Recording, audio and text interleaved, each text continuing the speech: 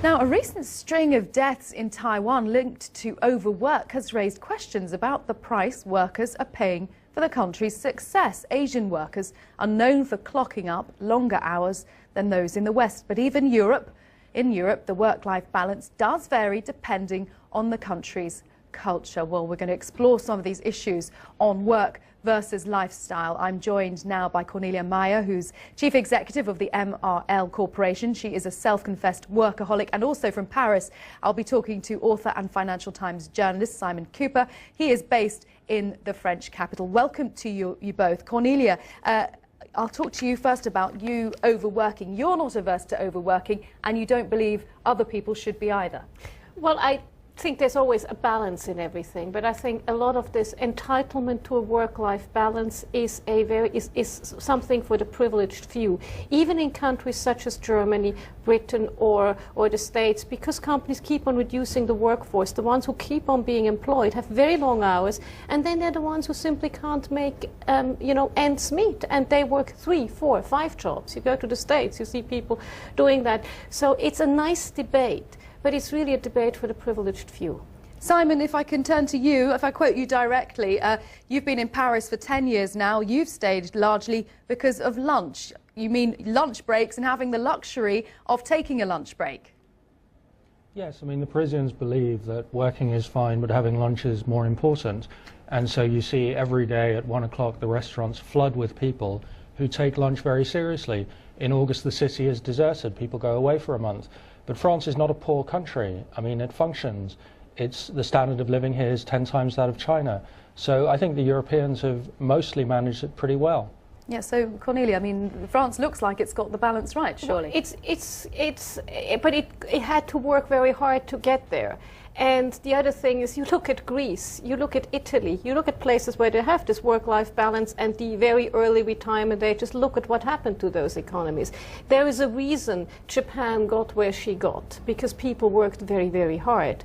And it is, once you have a certain standard of living, it's easy. But again, it's the privileged few. There's a lot of people, even in Germany, where they have great work-life balance, who have to work 3, 4 jobs. They don't have any of that sort of work-life balance. Simon, as a Brit living in Paris, how do you compare the two cultures when it comes to work-life balance? I think busyness in the US and Britain is something that's admired. It shows that you're a successful person, you're in demand. In Paris, in France, generally much less so. I mean, there's a reason why they voted for a government that proposed a 35-hour work week. I was late to come here, and I was running through the courtyard of my apartment, and a neighbour saw me, and he raised his eyebrows with a kind of disdain, because, part of what people value here is calm. Busyness is seen as something slightly anxious. Cornelia, you raised an eyebrow there as well. Yes, because that's all very nice, but then again, look where these economies are getting. Look at where continental Europe is right now.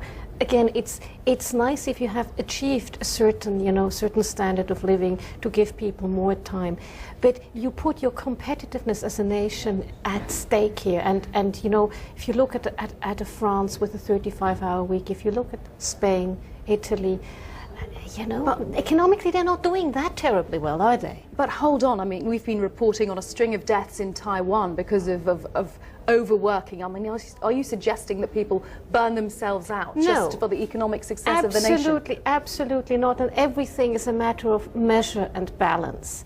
And maybe 35-hour weeks go way towards the other way, but certainly what you have to do in Taiwan, or even if you're employed in Japan, where I would say you have very long hours, but you're quite ineffective during those very long hours. Simon, how do you strike a balance between the French approach and the Japanese approach? I would agree with the last thing that Cornelia said. It's not so much about how many hours you work, it's what you produce in those hours. So productivity per hour in France is very high. It's higher than in the US. You can work 35 hours if you have an educated workforce, if you have good infrastructure. And then once you've reached a certain standard of living, why would you want to work 70 hours? Why not enjoy the fruits? It's true that in terms of debt, Europe has a problem. In terms of income per capita, Europe does not have the problem. It's most of the rest of the world that does. Income per capita here is far, far higher than in almost any other region in the world except the United States. Simon, thank you very much. Simon Kuper there in Paris, Cornelia Mayer here in London. Thanks so much to you both.